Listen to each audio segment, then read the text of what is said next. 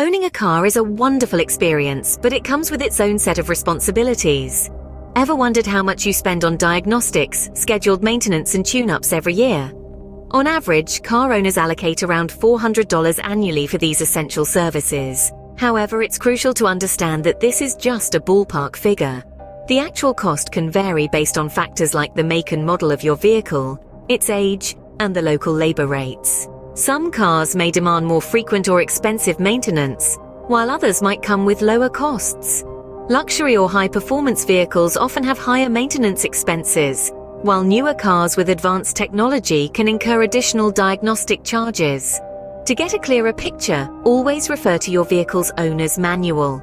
It contains manufacturer-recommended maintenance schedules and estimated costs. Don't forget to consider local labor rates, as they can significantly impact your expenses. Moreover, the specific issues and requirements of your vehicle play a crucial role in determining the overall maintenance costs. So while $400 might be an average, it's wise to be prepared for variations. Stay informed, stay proactive, and keep your car running smoothly on the road. Drive safely and maintain regularly.